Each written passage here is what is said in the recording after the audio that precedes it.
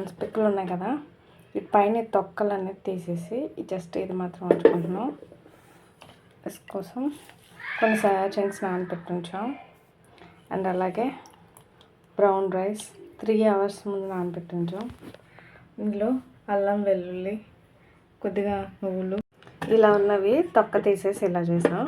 వీటిని ఇంకా చిన్న చిన్న ముక్కలు కట్ చేస్తాం బిర్యానీలో మధ్య మధ్యలో కలిసిపోవడానికి. స్పైసెస్ ఉన్నాయి కదా అలా అవన్నీ వేసేసుకున్నాం.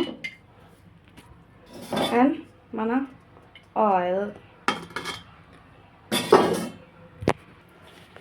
ఇది మన పనసకాయలని చిన్న ముక్కలు కట్ చేసి పెట్టుకున్నాను. నాకు నోటికి తగలడం ఇష్టం ఉండదని, అంటే పెద్దగానే ఉంచుకోండి. వెయిట్ వేసేసుకున్నాం.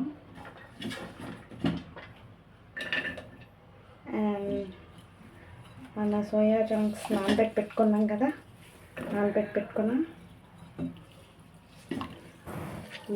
పెట్టేసుకున్నాం మన సోయా చంక్స్.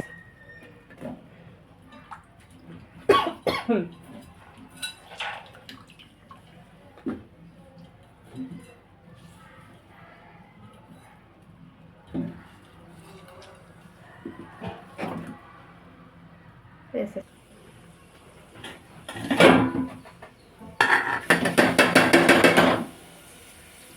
ఆనియన్స్ కూడా వేసి కొంచెం వేస్తున్నాం. కొద్దిగా ఉప్పు, కొద్దిగా కారం వేసేసుకున్నాం.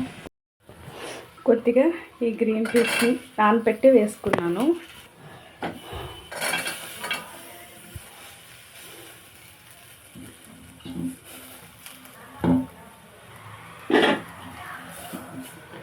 ముందుగా ఒక 3 hours నానబెట్టి పెట్టుకున్న బ్రౌన్ రైస్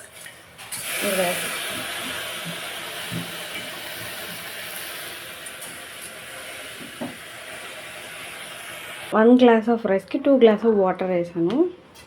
అండ్ గ్యాస్ కట్ట పెట్టుకున్నాను.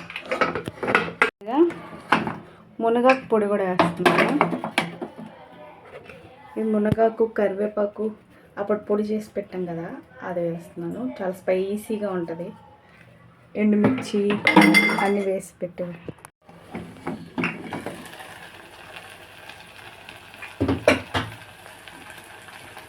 కొద్దిగా లెమన్ వేస్తాను.